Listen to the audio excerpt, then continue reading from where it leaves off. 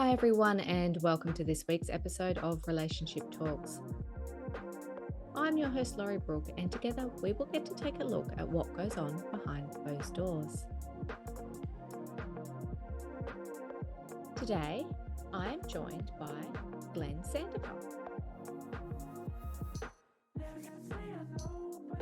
Hi, everyone. I'm Glenn Sandifer, author of The Middle Ground. I'm a husband, a father, a Christian, and I am here to help you reach the middle ground. Glenn is a current executive with a major multinational. During his 20-year professional journey, he has found parallels between business success and the lack of relationship success. He created the middle ground to serve as a bridge for busy professionals looking to get great dating outcomes in the modern world.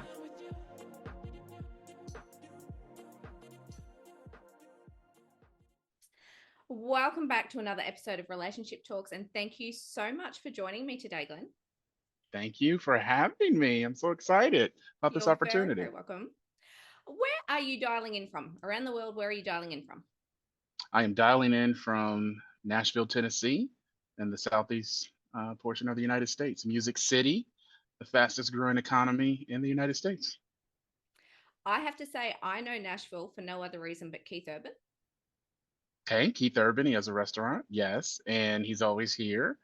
He's an And Aussie. I thought you were going to say for a bachelorette party because we're now number one in bachelorette parties. We've overtaken Las Vegas. So tell me a little bit about yourself, Glenn. Are you married? I am married to my beautiful wife of 5 years. We have two wonderful children, a boy and a girl.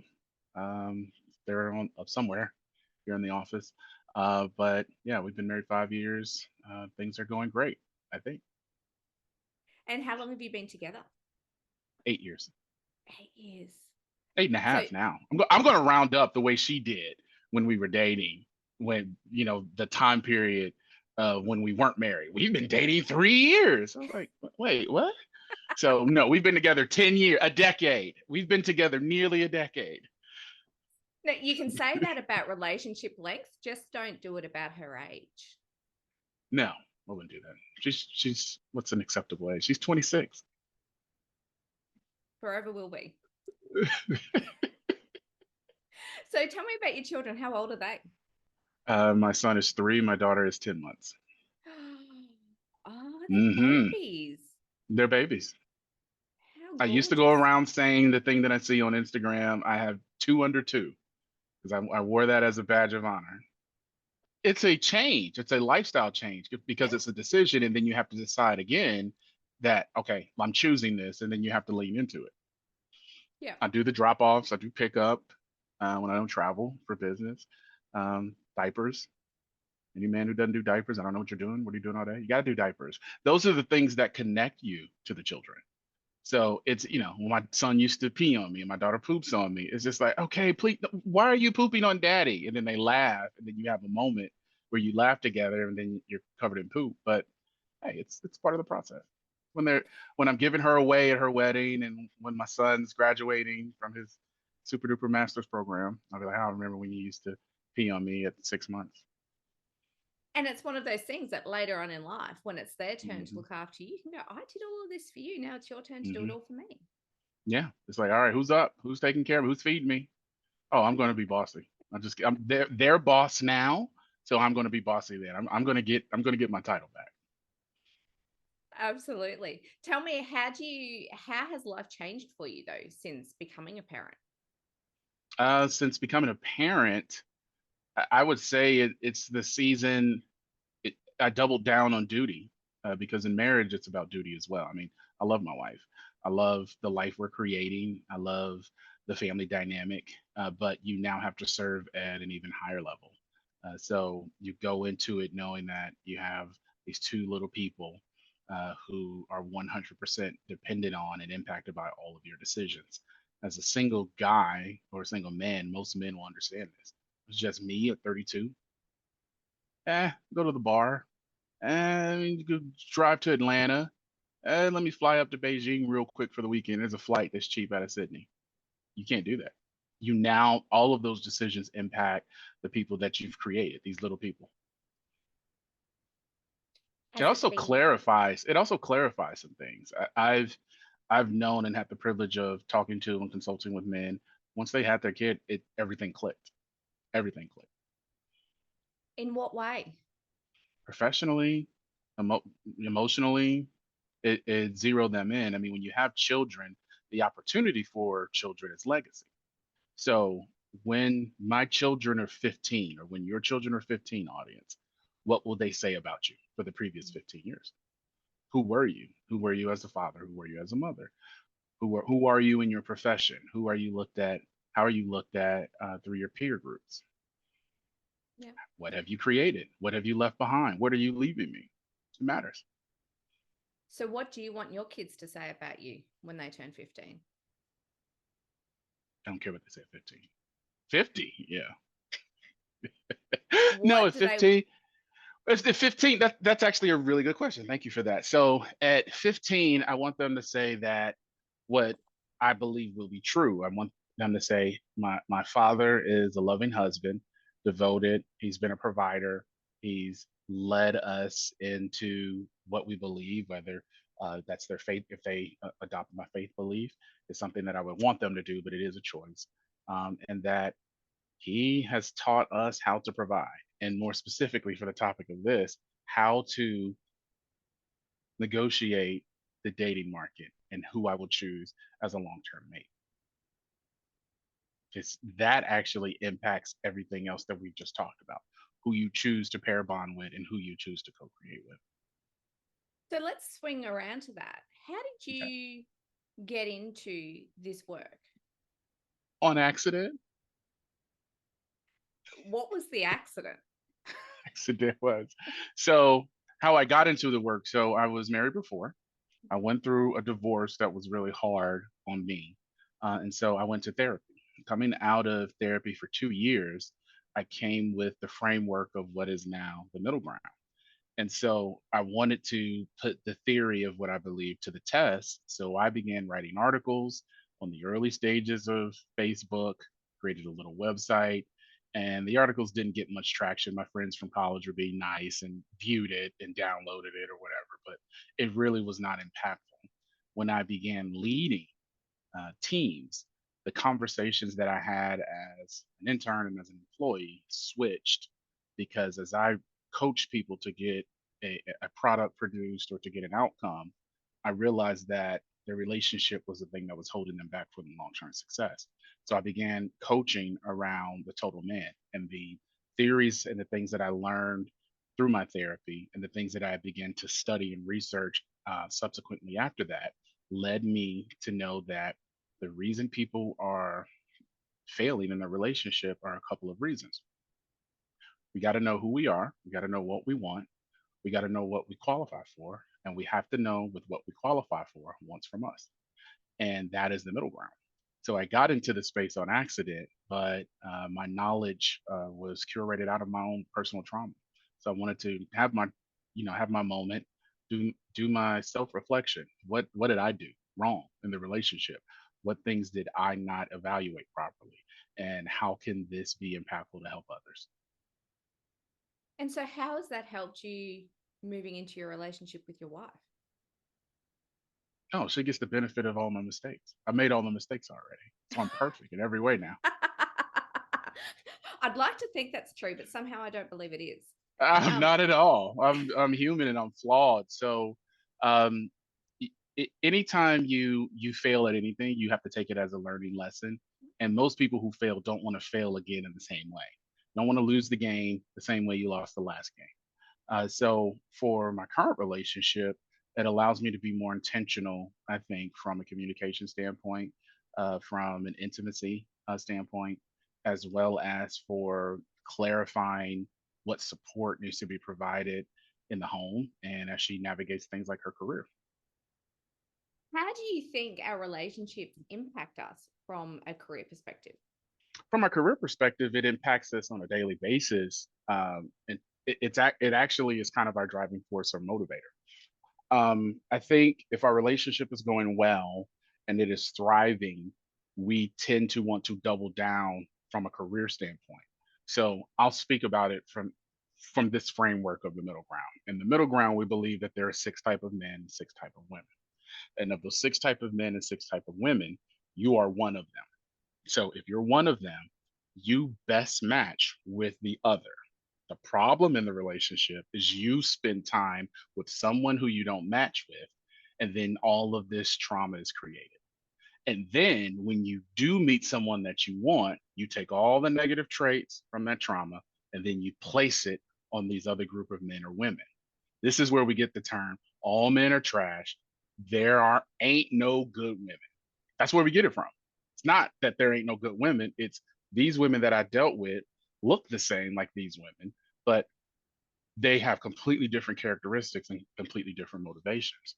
So I think professionally, as we continue to navigate our professional success, we need to make sure that we're appropriately aligned with the person that will help us continue to achieve that success and help us make the best decisions. I say that a relationship should be a mirror. Specifically, when you talk about a marriage, it should be a mirror, and that person should be your trusted confidant. So, if he or she has a work challenge, they really should be the first person you go to, not your friends, not your dad, not your mom, not your cousin, not the guy up the street or a mentor. Most of the time, the person who's going to know what you're dealing with in your career first is going to be your significant other. So it helps clarify what decisions you're going to make. And the earlier you learn that, the better and more long term success that you will have. So, how do you know that you're matching with the right person then? Um, if you look at some of the terminology, and we're now getting into part two of the book. Part two of the book is coming out later this year. Well, later in this quarter, as of this recording. The part two of the book, we talk about matching. So we have to first know who we are and what we want. So if I am a guy and I'm fine being a guy, and I say I want a modern woman, I don't qualify for a modern woman. I'm not interested in 50-50. I'm not going to meet her needs with conversation, chemistry. I'm not going to be focused on financial gain and long term building. Guys are not like that. Guys are just happy to be existing. They're typically invisible in most rooms that they walk in, and they know it. And they live their life in what we call the lonely paradigm. So they're lonely. And so they don't qualify for a modern woman because a modern woman, 50-50, strong independent. I have my career, I've done my education, I have my own house, I got my brand new car, I'm living life. And anybody I date is going to have to be at my level or higher. And then once we get into the relationship, we'll start negotiating 50-50. Looking for someone, all right, I don't really like to cook. I want someone who can cook. So I don't really like to clean. I need someone who can clean. I want to have kids, but I don't want to do all the childcare. So I need someone who's going to partner with me on the childcare. The word partner is used. Guys don't understand partnership. They have no clue. So if you're a guy and you identify as a guy because the traits are identified as what a guy is, don't go for a modern woman. You don't qualify. And you're going to end up getting your feelings hurt because that modern woman's going to move on to what she doesn't qualify for, which would be a city boy. Because the modern women love the city boy. She has all these great things going on, but the guy who's the most attractive, most interesting, charismatic, he has the swag, he has the body, the city guy, the city boy. He's city boy. He's out in the streets. He's only interested in one thing, being congratulated by his friends from sleeping with and banging the most women. Using that language, banging. They say things like this. They're in the gym, they're on Instagram and YouTube all day, they're commenting, they're on the threads. That's what they do. So a modern woman is out here doing all this stuff, building. And then she goes and tries to convince the city boy or the F boy to come and be a modern man and pair with me. He has no interest or the emotional capacity to pair. So then she leaves the relationship with the city boy and meets a traditional man. And then that poor traditional man has to deal with all of the trauma and all of the disappointment that she had with the guy who wasn't enough, the city guy who couldn't commit. And he's out here just trying to live a life. I want to make $100,000 a year. I want my wife to be able to not have to work. I need to work. Okay, well, I don't want you to work. Well, why don't you want me to work? I just want someone that's going to be home, take care of me, take care of our home, and take care of the kids. You want a slave? Whoa! He didn't say that.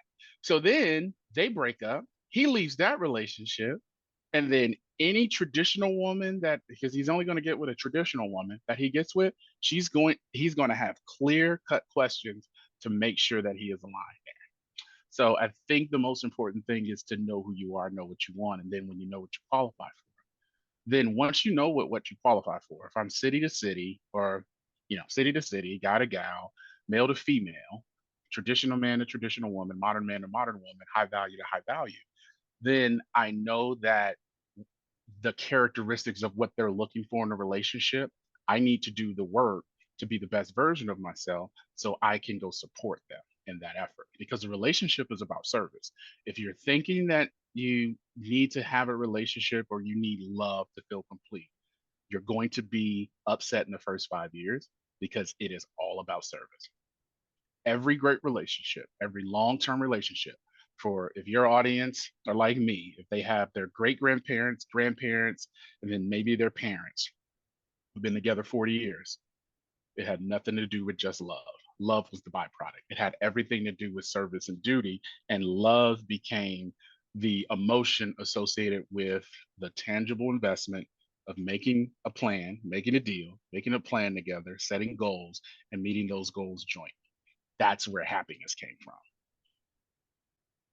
The work and the effort. Work and the effort.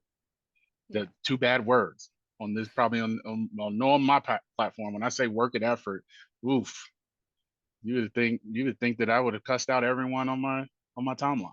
That's not it. Work and effort are required to make a relationship successful. And it starts by working on yourself. If you can't admit that there's work that you need to do, you don't need to be in the relationship business. You don't need to come to the market and frustrate people. I call it, in my neighborhood growing up, it was a pool. I'm from Indianapolis, Indiana. Psalm Park Pool. There were 5 pools, 6 men, 6 women. One pool was the kiddie pool. Kiddie pool had the kids, the moms, the nannies, and it had the babies. It was filled with poop and pee, and the water was blue and the water was red for whatever chemical they put in it. That is the kiddie pool. There's pee and poop in this pool. And when you come in broken with your trauma, unrecognized and unfixed, you turn the deep end pool with the high dive into the kiddie pool. And so people who are trying to come off the high dive and have their entertainment, have their joy, have their moments, they're having to deal with and navigate things that shouldn't be in there in the first place. They're having to navigate pee and poop. They're having to navigate babies who are trying to get in, or kids who are trying to get in, who don't have the emotional maturity or even just the stature to enter into that space. So stay out of the pool, stay out of the kiddie, stay out of the big pool. If you're a kid, a boy or a girl, stay over in the boy or the girl's lane and let the adults, men and women, have the high dive. How do you go about, though, doing the work to understand? Because a lot of us will want to jump into a relationship without taking that moment to figure out what we want, who we are, what we value. So I would say that it's we like list, especially for those of us that have, and for all your audience who has professional success. You don't become a manager or director or a VP. You don't grow your business from 20,000 to 50,000 by luck. It is a process. So the first thing I say is that you have to write down what you want. So you say, and this is anti the space. What do you want? Well, I like to be married at 40. Okay. What do you want out of, and I'll say this from the man standpoint, what do you want your woman? I want her to be around 28 to 30, no kids, great shape, she has her own money, she looks good, she not on social media, she doesn't have any tattoos. Okay, all right, let's look at you. What about you? What does she want from you? Huh? What do you mean? Huh? What does she want? Well, I think I'm a good catch. Whoa, I didn't ask you that. I asked you, what do you think? What do you think she wants? Well, she probably wants somebody that's in good shape, looks good, no kids, not a lot of tattoos. Okay. Are you in good shape? No. What would you rate yourself on a scale? I'd probably be like a 4. Okay, well, that's not too important. Make a lot of money? Uh-huh. How much money do you make a year? I make 48. She doesn't want you. She has options at that stage. So she's looking for someone. She has a list. Want him to be 6'6", want him to make six figures, want him to not live with his mom, want him to have his own place, want him to have established career. I don't care if he's older. So if I put three guys that meet that and this gentleman is one of them, she's not going to choose him. She has options. So you got to understand that. So you have to do the work. I tell everyone who comes before me, whether it's Zoom, Teams, FaceTime call, or a coaching session, are you in therapy? You're not? You need to get in therapy.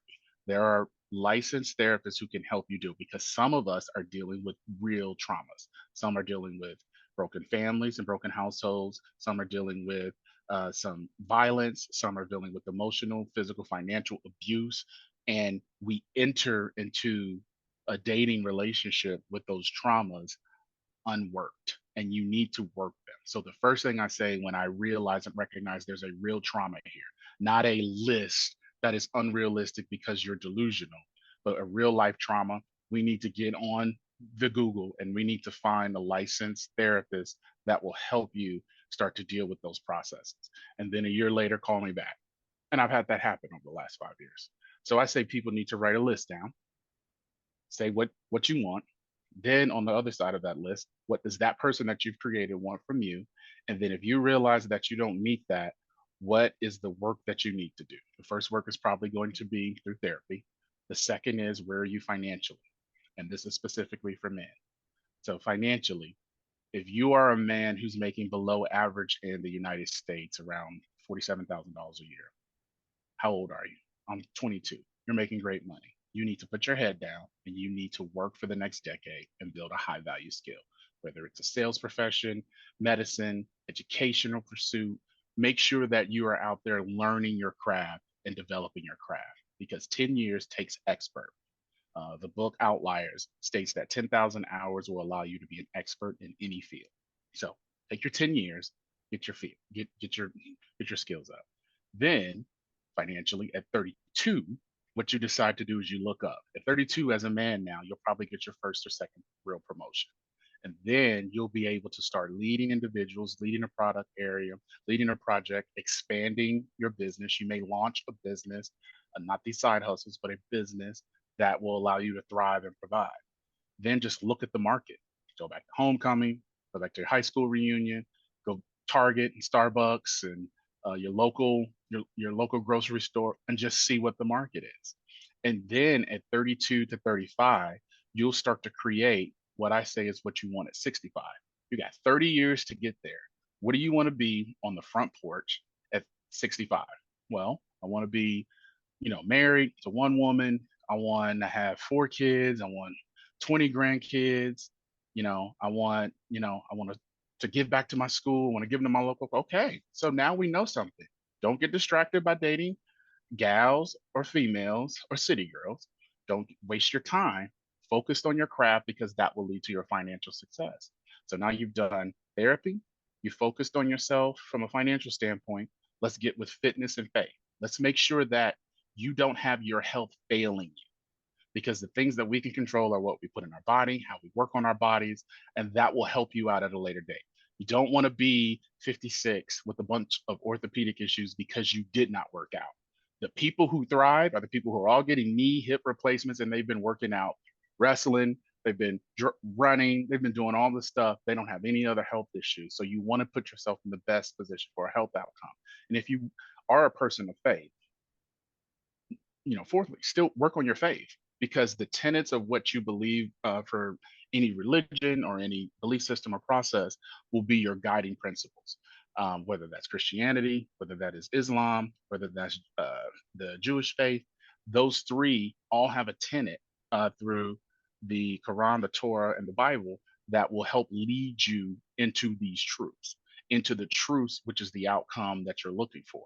So you've dealt with um, I call the first one. I say, you know, therapy, but it's really feelings. Get your feelings together. So you got feelings, you got finances, you got fitness, you got faith, and then friends and family. Your friends and family really have to be defined. What investment do you want to make in your friends? And this is where people struggle because they put friends and family up before their feelings to cope for their feelings. So we see guys going on a bunch of guys trips. We see girls going on girls trips. We see anytime your phone rings, she picks up the phone and she consoles her friend for another bad decision. We see he's always picking up the phone and bailing out his friend financially or going to help him out and see him through if he's dealing with the real trauma. Family, whether it's immediate family, so the household you grew up in, mom, dad, siblings, grandparents, or it's that extended family. And this group is the group that really pulls you back because remember, they've seen you grow up. They saw you from 0 to 35. So they're always going to see you through that span of when you were a little boy or a little girl. So you have to be able to set the appropriate boundary around your friends and around your families. So once you do all of that, then when it comes to what do I want? What is what that person wants from me? It's easier to compartmentalize and manage these areas that we just discussed against the backdrop of your relationship. So now your relationship can be your number one priority because professionally, young man that's listening, you've already spent the decade building your career and building your skill. You already have credibility. It's going to be really hard for a company or for clients to switch. I have vendors all the time. I have vendors now, I have employees.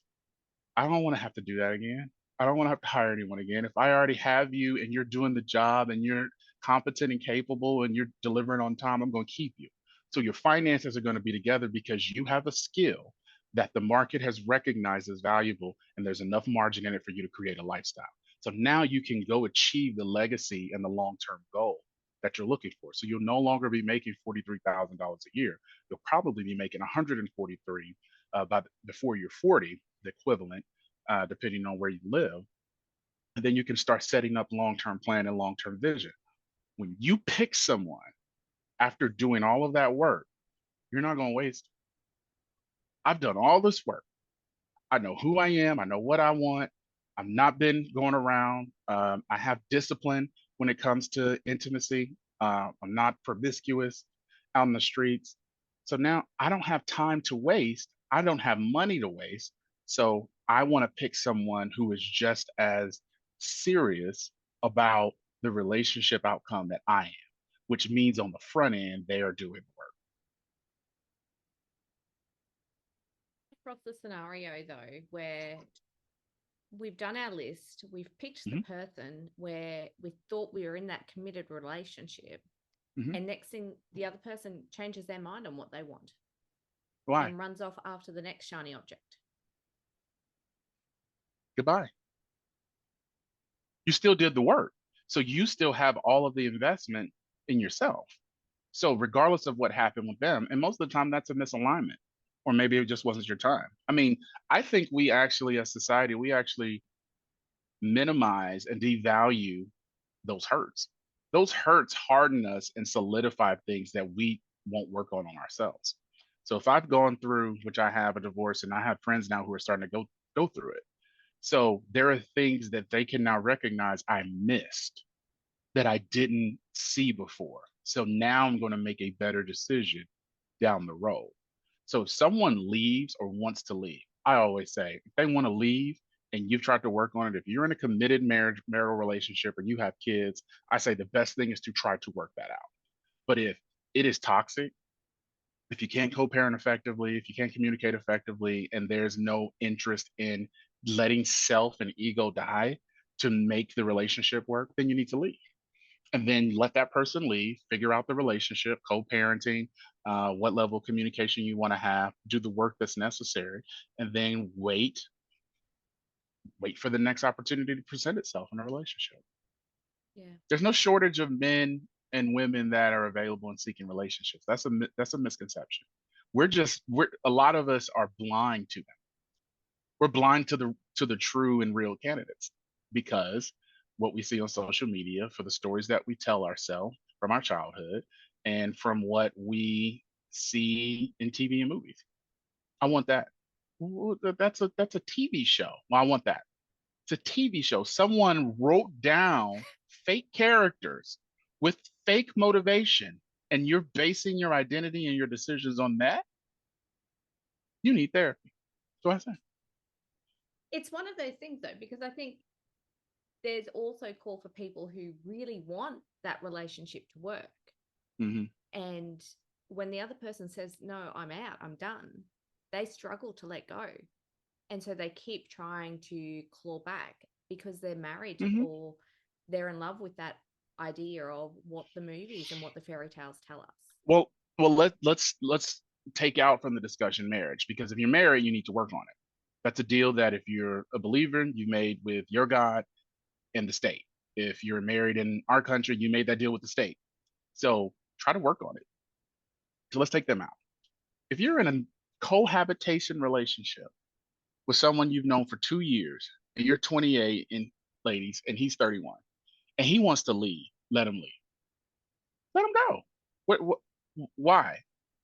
What we have told ourselves, I'm getting old, I'm close to 30, there's no good men out there. He was the best I'm going to get. What you usually want, and this is the pearl. What you usually want and what you pick in your 20s is what you wanted in your teenage years. So, what does a 16-year-old boy or girl know about being a man or a woman? Not much. Only what they see around them, and most of the images are poor. So, if he wants to leave at 28 and you picked him based on what you saw in high school and through college, let him leave. There are plenty of men out there. They see it. They know that there are plenty of men out there, but it's hard. There are not that many good guys, and not guys are not committed. Guys are committed, they're just not committed to you. Guys, girls are committed. Girls are just not committed to you. And the motivations between both men and women are different, but the outcome desire is the same. We want that connection with one person. So once you get that connection, Hmm. what are your tips for people to maintain that connection? I say that there are two things that will kill a relationship, and there are two things that you need to remember and deploy in order for that relationship not to die. So let's bring the marriage back on the table. For those people that are married, they will echo this right now in the comments. If I am competing and if there is chaos, the relationship or marriage will not thrive. Competing. My career is important and yours should not be.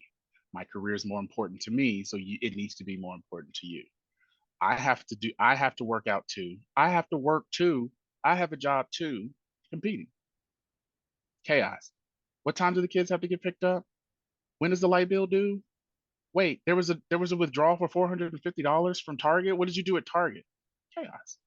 So if you have that over a 5-year period, most people are out of their minds by then. You're lost. So the remedy from a tip standpoint, when you have competition and chaos, is what most people will find is happening in the relationship when they feel that it's failing. Is you have to have compromise and collaboration. So the compromise is, I'll say for me, her career is very important to her. That's also important to me. So we're going to work together to make sure she has the time to invest in her career. My career is important to me. She says, I understand that he has to travel. I understand that he's gone when the business requires him to be gone. I understand that he has to do other things to help promote the book and promote his services. I support that. So I'm going to have to do a little bit more around here, and I'm going to have to make sure work is taken care of so it's not a distraction. So then collaboration and compromise meet in the middle, and that's the middle ground. So when I have the compromise and then I have the collaboration, we're both pulling in the same direction. Most relationships that fail, and the majority of the relationships in our modern world, people are pulling in opposite directions. People have different motivations. They have different desires and different outcome expectations. But the key to that from a tip standpoint would be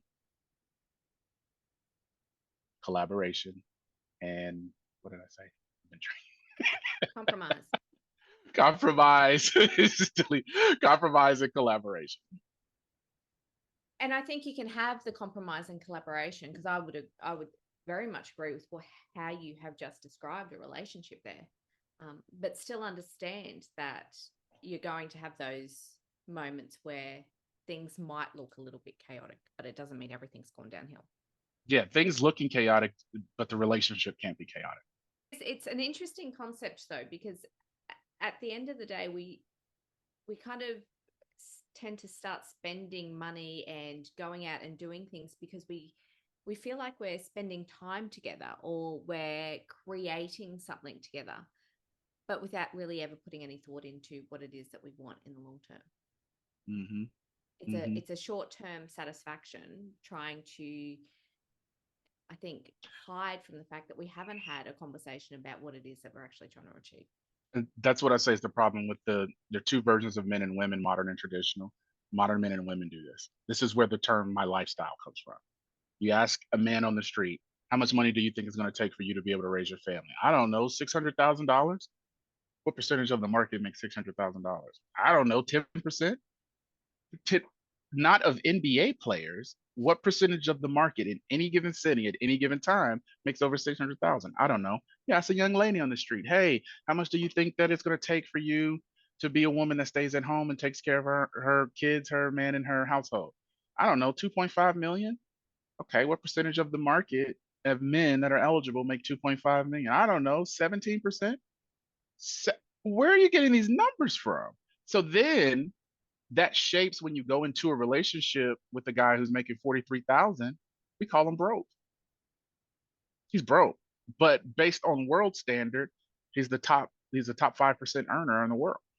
But he's broke because he won't be able to handle my lifestyle. I like to go out to eat.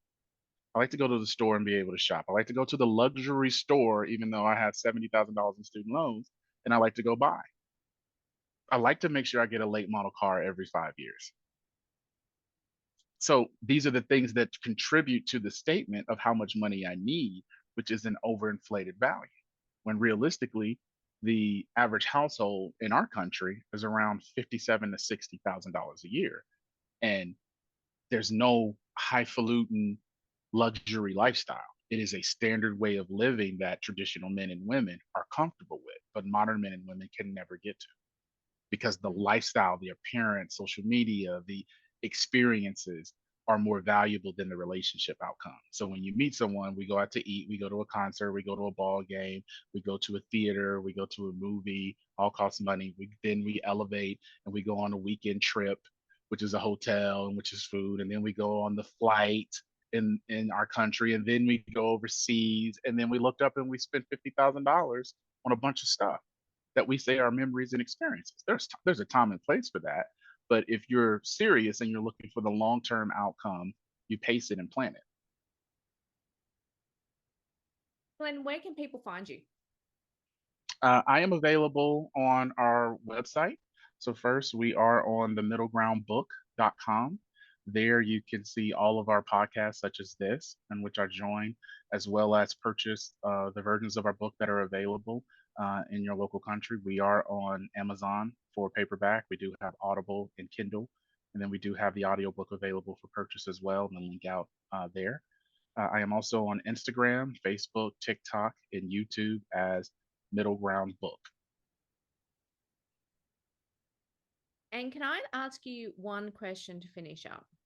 Mm-hmm. What do you think is the secret to your relationship? The real secret to my relationship is my faith. So I am a Christian. That's well documented.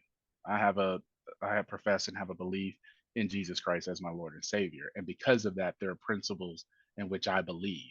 What I tried to do in this book is to not push that out to people, but there are principles that I believe are universal for everyone in the world. So I believe that my faith and belief in Jesus Christ keeps me grounded. Lovely. My Thank my you. wife my wife will say the same thing. It's because I love Jesus, I'm still with you. I think she might have to come on and we have a chat to her as well.